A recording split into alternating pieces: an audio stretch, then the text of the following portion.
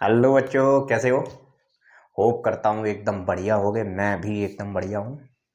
ये lecture number 5 है vector series का। इससे पहले 4 लेक्चर कर चुके हैं। इससे पहले 2 लेक्चर्स में बेसिकली हम लोग एडिशन ऑफ वेक्टर समझे थे, बहुत अच्छे से समझे थे।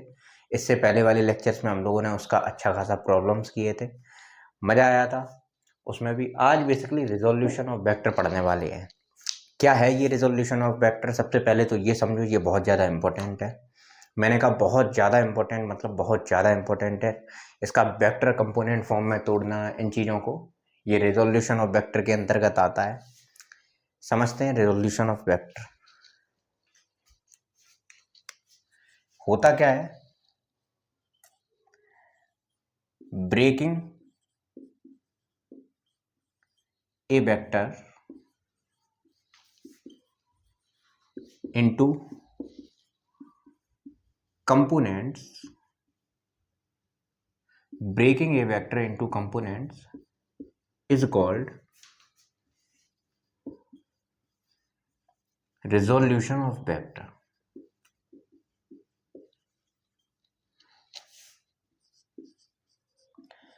मतलब किसी वेक्टर को उसके कंपोनेंट्स फॉर्म में तोड़ना, इसी चीज को कहते हैं resolution of vector. Components form में कंपोनेंट ब्रेकिंग होता क्या है, कैसे होती है, समझो। जैसे कि एक वेक्टर है हमारे पास, ये रहा हमारे पास एक वेक्टर, नाम दे दिया मैंने इसे ए वेक्टर। ये हमारे पास एक वेक्टर रहा, इसको मैंने नाम दे दिया ए वेक्टर। ज्यादातर होता क्या है कि वेक्टर्स का जो कंपोनेंट फॉर्म में तोड़ना होता है, वो चीजें जो होती क्या है कि एक्स और वाई एक्सिस में तोड़ते हैं। तोड़ते क्यों हैं उसका भी जवाब आपको मिल जाएगा, जल्दी मिल जाएगा। सबसे पहले ये समझो कि ये एक वेक्टर है और ये एक्स एक्सिस के साथ, ये एक्स एक्सिस के साथ कुछ एंगल बना रहा है जिसको हम कहते हैं थीटा। कोई भी एक रैंडम एंगल बना रहा है, उसको मैंने कह दिया थीटा। थीटा एंगल कोई बना रहा है, ठीक है। एक हमारे पास वेक्टर है जो एक्स एक्सिस के साथ, किसके साथ, एक्स एक्सिस के साथ ये एंगल बना रहा है थीटा।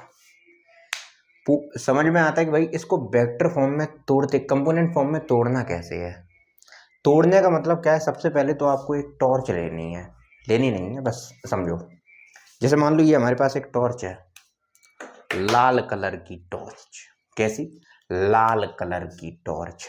ये ऊपर से टॉर्च मैंने ऐसे रखी, इसके जस्ट ऊपर से, इसके जस्ट ऊपर से मैंने ऐसे टॉर्च रखी। जो इसके नीचे की तरफ जो एक शैडो बनेगा, वो यहां कुछ बनेगा इस जगह पे। यानी कि इस वेक्टर का जो नीचे, अगर हमने यहां से टॉर्च नीचे मारी, यानी कि टॉर्च नीचे की तरफ गई, तो इसका जो एक नीचे शैडो बनेगा, जस्ट नीचे यहां तक। तो ये जो नीचे तक शैडो बनता है, इसको कहते हैं हॉरिजॉन्टल कंपोनेंट। क्या कहते हैं? Horizontal component. धीरे धीरे सबको समझ में आ जाएगा, टेंशन नहीं लेनी है बिल्कुल भी, ठीक है। अब बाई एक्सिस पे आते हैं। ये आपकी बाई एक्सिस है, एक्स और बाई एक्सिस में ही ज्यादातर तोड़ते हैं क्योंकि इसी से हमारा काम चलना है। अब मैंने टॉर्च को क्या किया, इस बार मैंने इस तरफ रखा टॉर्च को। तो जब मैं इस तरफ से टॉर्च, इस तरफ से दिखाऊंगा टॉर्च, तो इसका कंपोनेंट, इसकी शैडो किधर बनेगी, शैडो आपकी बनेगी इस साइड।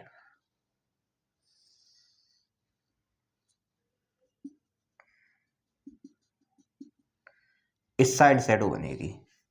अब ये वाला जो कंपोनेंट निकल के आया, इसे कहते हैं वर्टिकल कंपोनेंट। क्या कहते हैं?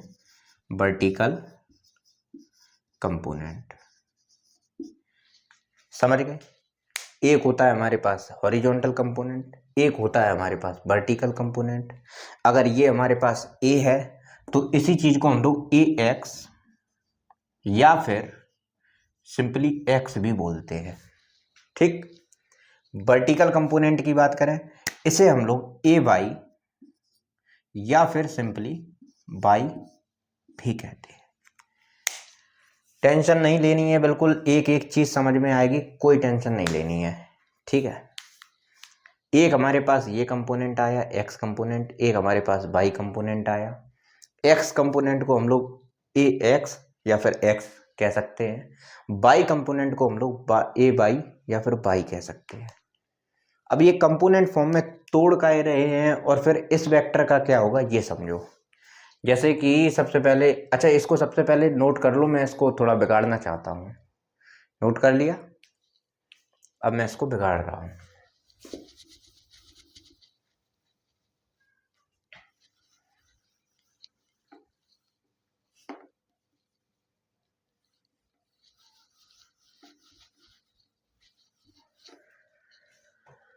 वही हमारे पास ए वेक्टर था, ए वेक्टर, इसके हमने दो कंपोनेंट्स तोड़े थे। एक था हमारे पास एक्स कंपोनेंट, एक था हमारे पास वाई कंपोनेंट। ठीक, ये है हमारे पास एक्स कंपोनेंट, ये है हमारे पास वाई कंपोनेंट। ठीक, या फिर हॉरिजॉन्टल कंपोनेंट, वर्टिकल कंपोनेंट। अब इसकी वैल्यू क्या निकल के आती है, जैसे कि इसका लेंथ जो है ना ए होगा, ये ए वेक्टर है, इसकी लेंथ ए होगी, एंगल इसका थीटा है। बेसिकली इसकी लेंथ निकालते हैं हम लोग।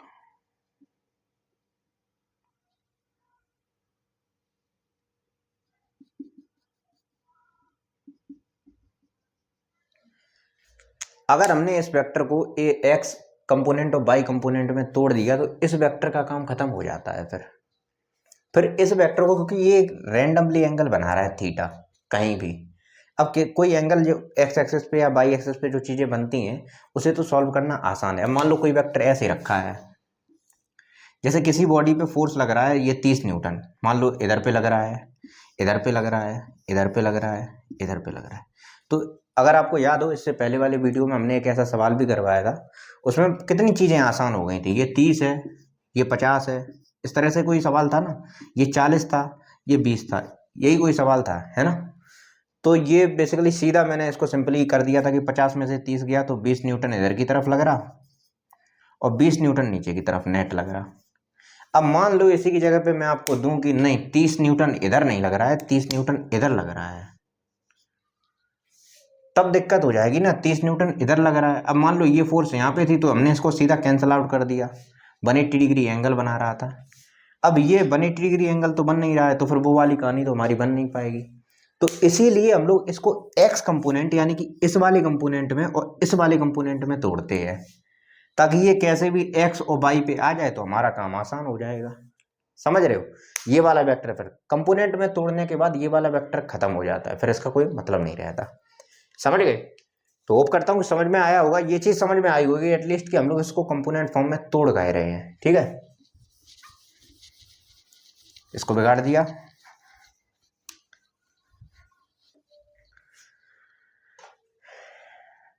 तो अब इसकी लेंथ निकालो भैया, इसका मैग्नीट्यूड मान लो ए है। अब बता दो भैया ये अगर ए है तो ये लेंथ कितनी होगी। अच्छा ये वाली लेंथ इसके बराबर होगी, हाँ कि ना, ये वाली लेंथ इसके बराबर होगी। तो एक काम कर रहे हैं, ये वाला ट्रायंगल हम लोग कंसीडर कर ले रहे हैं अपनी तरफ से, ये वाला, एक ये वाली लेंथ निकाल देते हैं, एक ये वाली लेंथ निकाल देते हैं, तो फिर हमें दोनों लेंथ मिल जाएगी, ये वाला कंपोनेंट भी मिल जाएगा, ये वाला भी मिल जाएगा। तो बताओ भैया perpendicular upon hypotenuse, perpendicular, perpendicular यानी कि ये वाली साइड, इसको परपेंडिकुलर मान लिया, इसको मैंने बेस मान लिया। Perpendicular upon A is equal to कितना होगा, साइन थीटा, हाँ कि ना, यानी कि P आपका बराबर हो जाएगा ए साइन थीटा के। ठीक, और इसी तरह से base upon hypotenuse, B upon A आपका किसके बराबर होगा, कॉस थीटा के। इसी तरह से आपका B जो बराबर है, यानी कि ये जो B बराबर आ जाएगा किसके, ए कॉस थीटा के बराबर, हाँ कि ना, यानी कि ये B जो है ना ये आपका बराबर आ गया किसके, ए कॉस थीटा के बराबर, P आपका बराबर आ गया ए साइन थीटा के बराबर। अब इसी चीज को देखो मैं यहाँ पे लिख रहा हूँ, आपके पास आपको एक वेक्टर दिया गया था जिसको ए वेक्टर और जिसका मैग्नीट्यूड ए था, उसको मैंने, और जो एक्स एक्सिस के साथ एंगल बना रहा था वो थीटा एंगल था, मैंने इसको ब्रेक किया कंपोनेंट्स फॉर्म में, तो ये आपका कंपोनेंट निकल के आ गया, यानी कि ए एक्स जो आपका निकल के आया वो किसके बराबर निकल के आया, जो हॉरिजॉन्टल कंपोनेंट है या फिर एक्स एक्सिस वाला कंपोनेंट है, एक्स कंपोनेंट है, वो कितना निकल के आया, ए कॉस थीटा, ठीक। और जो वर्टिकल कंपोनेंट है या फिर जिसको मैं कहूं ए वाई वाला जो कंपोनेंट है, ए वाई आपका किसके बराबर निकल के आया, A Y is equal to A sine theta के। अब जैसे ही मैं इसको कंपोनेंट फॉर्म में तोड़ देता हूं, वैसे ये सारी चीज, ये क्या हो गया, ये खत्म हो गया। मतलब देखो, इसको बिगाड़ दूं, नोट कर लो एक बार, नोट कर लो इसे एक बार। इस चीज में बच्चे बड़ा भटक जाते हैं। होता क्या है कि चीजें कंपोनेंट में तोड़ दिया, उसके बाद वो सोचते हैं कि जो मेन वेक्टर था उसका क्या होगा, उसका कुछ नहीं, उसी चीज को बेसिकली कंपोनेंट फॉर्म में लिखा जाता है। अब जैसा कि आपके पास मैंने दे रखा था कि आपके पास ए वेक्टर है, ये ए वेक्टर रहा, इसीलिए मैं इतना समझा रहा हूं इस चीज को। यही बेसिकली जो आपका आगे चल के लिखा गया, ये इस तरह से तरीके से लिखा गया, यानी कि ए वाई ए एक्स यानी कि ए साइन थीटा, नहीं साइन थीटा नहीं, कॉस थीटा, और ए वाई बराबर ए साइन थीटा। यही जो है ना, यही आपका ये है, इन दोनों में कोई डिफरेंस नहीं है। यही जो आपका लिखा हुआ है, ये लिखा हुआ है। देखो एग्जाम्पल के लिए इधर समझो, कहाँ गई स्केल, ये रही। जैसे ये स्केल है आपके पास, इसको मान लो ये आपका ए वेक्टर है, ये क्या है आपका ए वेक्टर है। इसको मैंने, टूट जा भाई ये तो कई सारे वेक्टर इसके कंपोनेंट टूट गए, लेकिन इतना समझो कि इसको मैंने दो कंपोनेंट में तोड़ा था, मान लो ये काफ़ी कंपोनेंट इसके टूट गए। मान लो दो कंपोनेंट में तोड़ा था, एक ये कंपोनेंट है इसका, एक ये कंपोनेंट है। अब मैं कहूँ स्केल कहाँ गई, तो स्केल बेसिकली वही कंपोनेंट फॉर्म में टूट गई। एक कंपोनेंट ये रहा, एक कंपोनेंट ये रहा, समझ गए ना। तो इसी तरह से जो मेन स्केल थी उसको मैंने कंपोनेंट फॉर्म में तोड़ दिया, खत्म हो गई कहानी। अब इसको मैं अगर वापस से जोड़ दूंगा तो फिर से आपका यही वेक्टर मिल जाएगा, यानी कि इसको अगर मैं फिर से सॉल्व करूंगा, इसको भी मैं सॉल्व करूंगा, तो वापस से हमें यही मिल जाएगा। एग्जाम्पल के साथ समझाऊंगा, अभी टेंशन नहीं लेनी है। यानी कि स्केल को मैंने तोड़ा, दो अलग अलग कंपोनेंट में टूट गई, एक कंपोनेंट ये रहा, एक कंपोनेंट ये रहा। इसको मैंने अगर वापस जोड़ दिया तो हमें वापस से वही स्केल मिल जाएगी। समझ गए कंपोनेंट, समझ गए, कहानी थोड़ी सी समझे, ठीक है। अभी आगे बढ़ते हैं। अब कहाँ गया, इसको बिगाड़ दें इसको, ठीक है। जैसे कि एक सवाल है आपके पास, सवाल क्या है कि एक वेक्टर है जिसका मैग्नीट्यूड है 10 न्यूटन, ठीक, और वो 30 डिग्री एंगल बना रहा है किसके साथ। अच्छा एक चीज और समझो, इस सवाल को करने से पहले एक चीज समझो, अभी दिमाग में आई एकदम तुरंत से। जो ए वेक्टर है बेसिकली उसको लिखा कैसे जाएगा, वो लिखने का तरीका भी समझ लो। जो ए वेक्टर है आपको बेसिकली जो दिया गया था कंपोनेंट्स में टूटने के बाद, कंपोनेंट्स में जैसे कि ए वेक्टर आपके पास ये था ए वेक्टर, ठीक, इसको आपने कंपोनेंट्स फॉर्म में तोड़ दिया था। ये आपके पास ए एक्स आपका निकल के आया था ए कॉस थीटा के बराबर, ठीक, ए कॉस थीटा।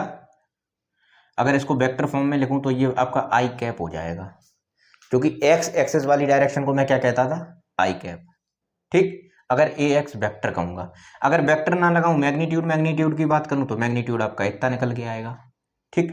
चलो ठीक है, आगे बता दूंगा। ए एक्स आपका ये निकल के आया, और ए वाई आपका क्या निकल के आएगा, ए साइन थीटा के बराबर। समझ रहे हो, यानी कि अगर मैं अब ए एक्स वेक्टर की बात करूं, तो ये तो सिर्फ मैग्नीट्यूड दे रखा ना, अब इसकी डायरेक्शन की भी, वेक्टर जब लगा देते हैं तो मैग्नीट्यूड के साथ डायरेक्शन भी लिखना होता है। समझ रहे हो कि नहीं समझ रहे हो। तो ए एक्स आपका क्या हो जाएगा, A cos theta I cap, A Y आपका किसके बराबर हो जाएगा, A sine theta J cap. Y axis को जे कैप कहते हैं ना, ये आपकी बाई एक्सेस है, ये आपकी एक्स एक्सेस है, तो बाई एक्सेस को जे कैप कहते हैं। ये चीज समझ गए, दोनों बातें समझ गई, ये बताओ भाई। तो अब देखो भाई, ए वेक्टर ये रहा ए वेक्टर। अब ये ए वेक्टर आपका किस किस के बराबर होता है, ये ए वेक्टर आपका दो कंपोनेंट्स के बराबर होता है, यानी कि यहाँ पे देखो दो कंपोनेंट में टूट गए। अब इसको वेक्टर एडिशन में, यानी कि ए वेक्टर आपका बराबर है ए x vector plus A Y vector के। बात को समझे, यानी कि ए वेक्टर आपका बराबर होगा ए साइन नहीं ए कॉस, ए एक्स आपका ए cos theta I cap plus A sine theta J cap.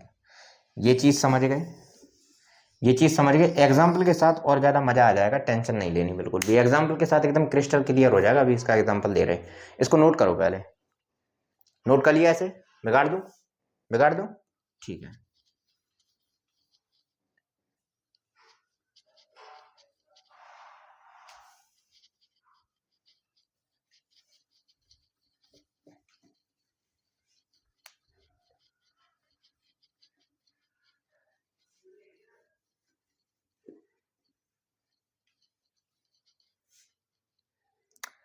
मान लो एक वेक्टर है आपके पास, वही सेम सवाल, जिसका फोर्स है 10 न्यूटन और वो एक्स एक्सिस के साथ एंगल जो बना रहा है वो है 30 डिग्री। मैंने कहा इसे कंपोनेंट फॉर्म में तोड़ के बताओ, कंपोनेंट फॉर्म में तोड़ के एकदम तरीके से लिखो। ये क्या 30 डिग्री लिख दिया, 30 डिग्री। अब मैं इसका डायरेक्शन कैसे कहूं, वेक्टर फॉर्म में अगर लिखना है तो एक तरीका होता है, ये 10 न्यूटन। तो सबसे पहले तरीके में लिखने के लिए मैंने क्या किया, इसका कंपोनेंट फॉर्म में तोड़ा। तो ये आपका एक कंपोनेंट रहा ए एक्स, और एक कंपोनेंट टूटेगा, ये थोड़ा और आगे बढ़ा दूं क्योंकि इसकी परछाई जो है ना यहां तक लगेगी आके पूरी, ठीक। और ये कुछ आगे बढ़ गया तो मैंने इसको ए बाई कर दिया। तो ए एक्स बता दो भैया, ए एक्स जो है वो किसके बराबर निकल के आएगा, ए एक्स आपका बराबर निकल के आ जाएगा 10 cos 30 डिग्री, कोई दिक्कत। और ए बाई 10 cos 30 डिग्री, यानी कि 10 इंटू cos 30 डिग्री की वैल्यू बता दो, √3/2, ठीक है, √3/2, यानी कि आपका 5√3 निकल जाएगा, हाँ कि ना, 5√3। ए बाई का वैल्यू बता दो भाई, ए बाई आपका आ जाएगा निकल के कितना, 10 sin 30 degree value, 10 sin 30 degree is equal to 10 into 1/2, sine 30 degree की वैल्यू 1/2, यानी कि ये आपका निकल के आ जाएगा 5। अब मैं कहूं आपसे कि भैया ए वेक्टर बताओ, ए वेक्टर को आप कंपोनेंट फॉर्म में इस तरह से कैसे लिखोगे तरीके से। ये तो इसके कंपोनेंट हो गए, एक कंपोनेंट है इसका, एक कंपोनेंट इसको, इस वेक्टर को देखो इधर, इस वेक्टर को अगर मैं तोड़ूंगा, इस वेक्टर को 10 न्यूटन तोड़ूंगा तो इसका जो 5 न्यूटन है इस डायरेक्शन में फोर्स लग रहा है, नहीं 5√3 न्यूटन इस डायरेक्शन में लग रहा है, और 5 न्यूटन इस डायरेक्शन में लग रहा है। यानी कि मैं इसी चीज को समझो, मेरी बात को, 10 न्यूटन जो इधर पे लग रहा है, 10 न्यूटन फोर्स जो इधर पे लग रहा है, मैं इसी चीज को ये लिख सकता हूं कि यानी कि 5√3। जब मैं कोई ब्लॉक लिखता था, मैंने कल कहा था कि कंपोनेंट फॉर्म में तोड़ते थे, तो ये चीज जो है ना, एक इसका जो कंपोनेंट है एक्स एक्सिस में जा रहा है, एक कंपोनेंट वाई एक्सिस में जा रहा है, और एक्स और वाई में कितना फोर्स लग रहा है ये रहा। इसके और भी सवाल करेंगे, मजा आएगा एकदम, कोई टेंशन नहीं लेनी। यानी कि वेक्टर जो, इसी चीज को हम लोग कैसे लिख सकते हैं, ऐसे,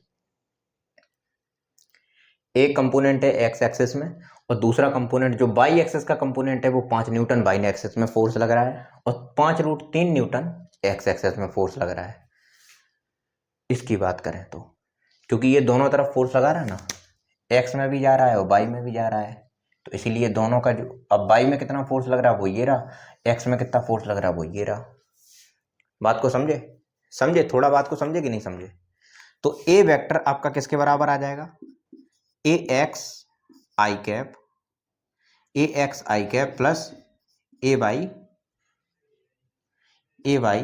जे कैप। बात को समझ गए।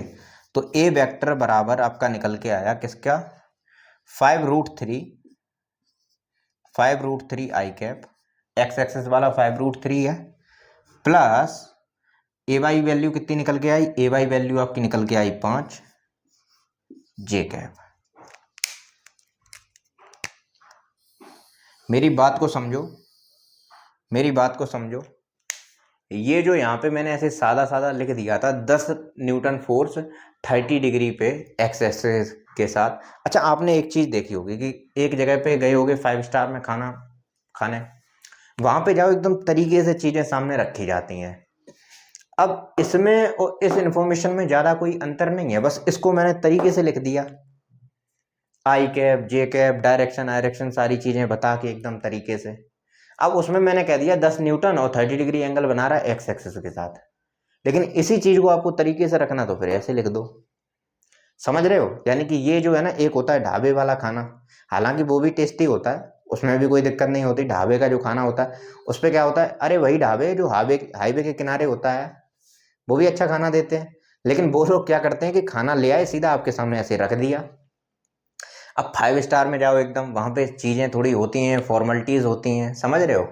तो ये फॉर्मेलिटीज़ के साथ लिख दिया, ये आराम से बस आपको खाना खाना है तो भाई कहीं से भी खा लो, है कि नहीं? तो ये रहा भाई कि ए वेक्टर, इसको मैंने ऐसे भी लिख सकते हैं, ऐसे भी लिख सकते। अच्छा अब ये चीज़, एक चीज़ इंपॉर्टेंट समझो,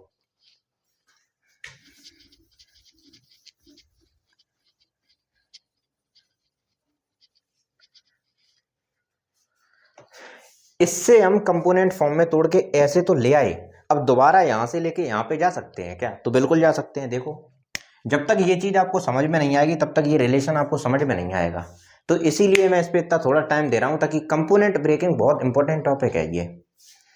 क्योंकि जो है ना, ज़्यादातर अब फोर्स आएगा, वर्क डन एनर्जी, ये सारी चीज़ें आएंगी, अब इनके बिना हो ही नहीं पाएगा। अब बच्चे कंपोनेंट्स ही नहीं तोड़ पाते तो फिर दिक्कत आती है उनको, फिर वो कहते कि अब पता नहीं क्या करें, क्या हो रहा है, ये कैसे कैसे कंपोनेंट टूट गए। इसको समझना बहुत ज़रूरी है। इस पर सवाल भी करवाएंगे, इस वीडियो में नहीं लेकिन नेक्स्ट वीडियो में। तो फिर ये रहा आपके सामने, ठीक है। उसके बाद मैंने यहाँ पे, अब देखो ए वेक्टर आपके सामने ये लिख दिया आपने, A vector is equal to 5√3 I cap plus 5 J cap. अब मैंने एडिशन ऑफ वेक्टर आपको समझाया है कि कोई भी दो वेक्टर्स हैं, अगर आपको उनके साथ उनका एडिशन करना है, यानी कि यही चीज क्या लिखी हुई है, यही तो लिखी है 5√3 और 5, यही तो है। आई कैप जे कैप का मतलब क्या है कि आई कैप है वो आपका एक्स डायरेक्शन में है और जे कैप है वो आपका वाई डायरेक्शन में है। तो ये दो एक तरह से अगर हम देखें तो दो वेक्टर्स की तरह ही तो हो गए, और इनके बीच में एंगल कितना है, 90 डिग्री है। ये दोनों अगर हम देखें तो एक वेक्टर्स की तरह ही तो हो गए। अब इन दोनों को हमें ऐड करना है, इनका एडिशन ऑफ वेक्टर। अब बता दो भैया फॉर्मूला कि एडिशन ऑफ वेक्टर करते हैं तो रिजल्टेंट क्या निकल के आता है, इसका रिजल्टेंट क्या है, यहाँ बीच में ऐसा कुछ रिजल्टेंट निकल के आएगा, कितना निकल के आएगा सब बताओ जरा, 5 का स्क्वायर प्लस 5√3 का स्क्वायर प्लस अब 2ab cos थीटा, यानी कि जो ये वाला है ना 2 into 5 into 5√3 into cos 90 degree, ये क्या हो जाएगा, ये पूरा मटेरियल तो जीरो हो जाएगा, है कि नहीं? क्योंकि cos 90 डिग्री की वैल्यू कितनी होती है, जीरो होती है, तो वो सारा जीरो कर देगा। तो r इज इक्वल टू यहाँ से निकल के आया आपका कितना, इसके ऊपर आर स्क्वायर आपका निकल के आया 25 प्लस ये आपका हो जाएगा 25 इंटू 3, तो ये आपका हो जाएगा 25 प्लस 75, यानी कि आपका ओवरऑल 100 निकाल के दे देगा। तो आर स्क्वायर आपका निकल के आया 100 और आर आपका निकल के आ जाएगा √100, यानी कि 10 न्यूटन। आर आपका कितना निकला, 10 न्यूटन। देखो भैया 10 न्यूटन निकल के आ गया कि नहीं आ गया, यानी कि जो इसका मैग्नीट्यूड था वेक्टर का वो 10 न्यूटन निकल के आ गया कि नहीं आ गया। जब मैंने इसको फिर से उल्टा प्रोसेस चालू किया तो 10 न्यूटन फिर से निकल के आ गया। अब डायरेक्शन की बात करें, इसको बिगाड़ दें, इसको बिगाड़ दूं मैं। अब 30 डिग्री भी तो लाना है, 30 डिग्री भी तो लाना है। ये 30 डिग्री भी मिल जाए तो हाँ ये प्रूफ हो जाएगा कि इधर से उधर जाना उधर से इधर आना दोनों बराबर है। यानी कि ढाबे के खाने में और 5 स्टार के खाने में ज़्यादा कुछ अंतर नहीं है, बस वो थोड़ा प्रस्तुत किया जाता है तरीके से, इसको उतना तरीके से नहीं प्रस्तुत करते हैं, है कि नहीं? समझ रहे हो? यानी कि दोनों को आपको दोनों तरीके से लिखना आना चाहिए। अगर चीज़ें इस तरह से लिखी हुई हैं आई कैप जे कैप के फॉर्म में, तो इस तरह से लिखी हुई हैं तो इस तरह से आपको इस तरह में लिखना आना चाहिए। और अगर चीज़ें इस तरह से लिखी हुई हैं तो यहाँ से आपको यहाँ भी लिखना आना चाहिए, क्योंकि सवाल आएंगे, सवाल में दोनों तरह की ज़रूरत पड़ेगी। समझ रहे हो? तो देखो भाई, इसी चीज़ को अब डायरेक्शन की बात करें तो टेन बीटा, मान लो ये एंगल हम बीटा मान ले रहे, टेन बीटा, ये एंगल मान लो हम बीटा मान ले रहे कि हमें नहीं पता मैग्नीट्यूड इसका 10 न्यूटन तो आ गया मैग्नीट्यूड, डायरेक्शन हमें नहीं पता कि टेन बीटा मान ले रहे, तो tan beta is equal to कितना होता है भाई, B sine 90 degree upon A plus, अब बी आपका कितना है 5 है कि नहीं है, और ए कितना है, ए आपका कितना है 5√3 है, यानी कि 5√3 है, तो ये आपको, और प्लस ए प्लस बी कॉस 90 डिग्री। अब कॉस 90 डिग्री वाली ये चीज़ तो आपकी 0 हो गई, आपका ओवरऑल साइन 90 डिग्री 1 होता है, तो 5/5√3 बचा आपका। ठीक है, तो 5 से 5 गया, tan beta is equal to आपका 1/√3 बचा कि नहीं बचा, यानी कि बीटा आपका जब 30 डिग्री होगा तभी तो टेन बीटा का वैल्यू ये निकल के आएगा। तो समझ रहे हो ना, वही जहाँ से सवाल हमने शुरू किया था वहीं पे आके ख़त्म आ गया।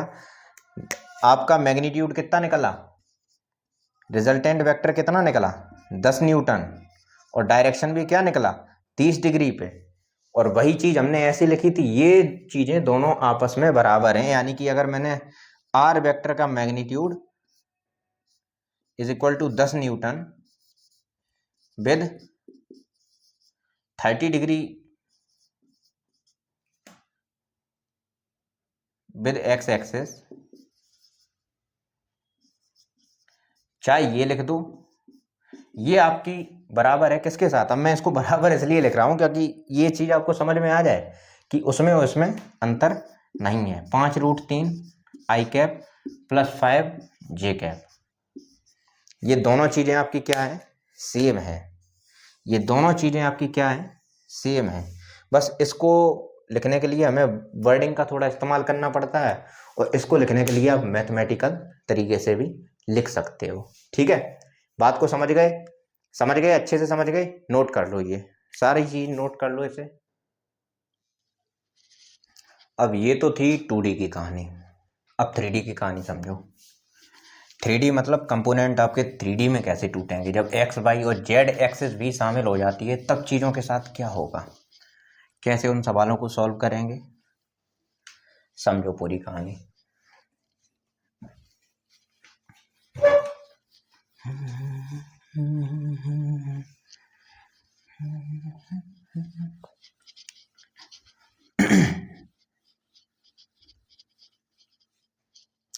समझो, जैसे कि हमारे पास 3 एक्सिस इस बार दे रखी हैं, एक है आपके पास वाई एक्सिस, एक्स एक्सिस और जेड एक्सिस।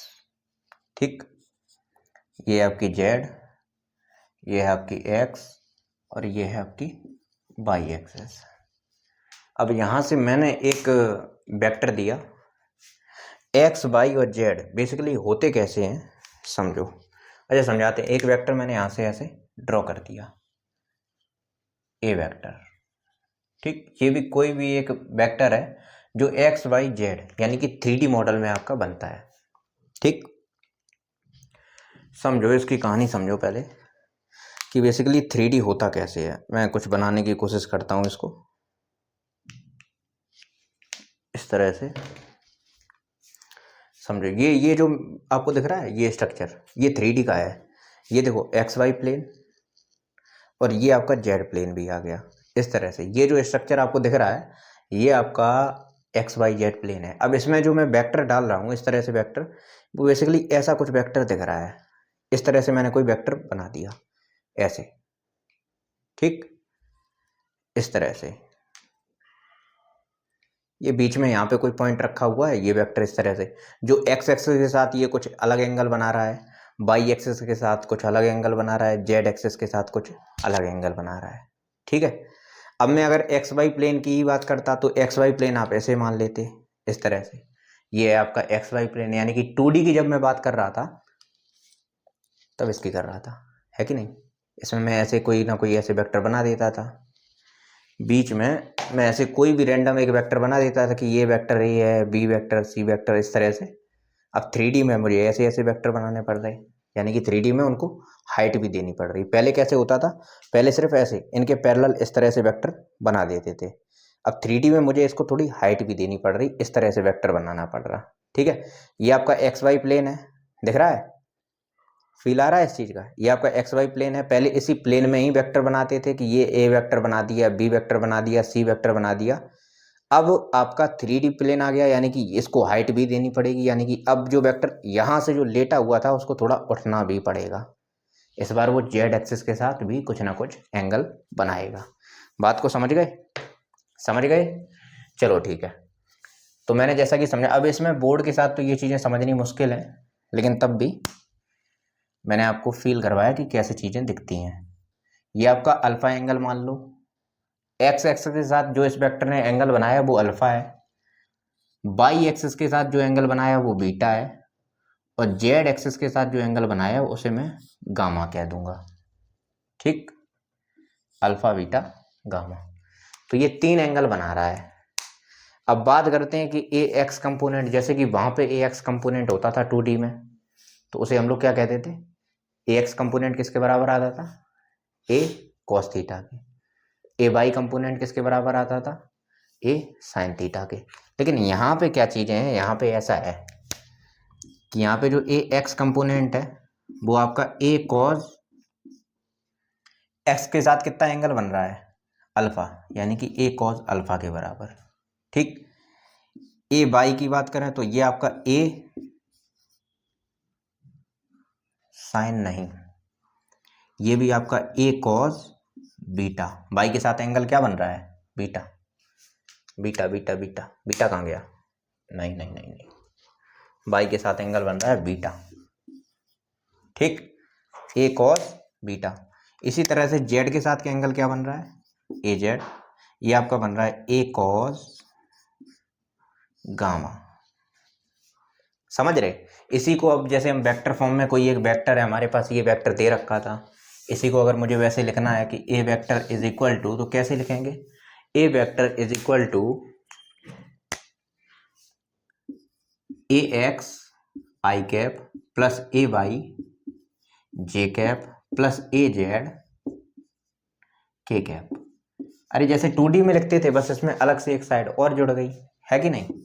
तो ए वेक्टर इज इक्वल टू आपका ए एक्स आई कैप, बताओ भाई किसके बराबर होगा, ए एक्स बताओ वही किसके बराबर है, ए एक्स आपका ए कॉस अल्फा के बराबर है, ए कॉस अल्फा के बराबर है, आई कैप प्लस ए वाई किसके बराबर है, ए कॉस बीटा के बराबर है, जे कैप प्लस ए जेड बता दो, ए कॉस गामा के बराबर है, यानी कि के कैप। ये चीज आपकी समझ में आ गई कि नहीं आ गई, हाँ कि ना। अगर मैं इस वेक्टर का मैग्नीट्यूड निकालने चलूं, magnitude of vector A, magnitude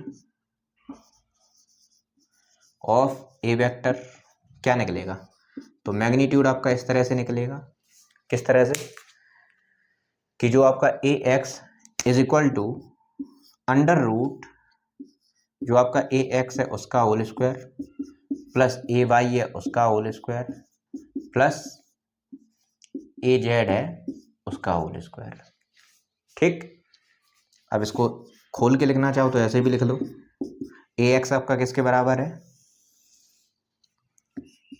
A cos alpha का होल स्क्वायर प्लस ए कॉस बीटा का होल स्क्वायर प्लस ए कॉस गामा का होल स्क्वायर। समझ गए, समझ गए, सारी कहानी समझ गए, 2D 3D सब कुछ समझ गए। होप करता हूँ लेक्चर आपको समझ में आया होगा, ऐसे ही पढ़ाई करते रहो, बेस्ट ऑफ लक।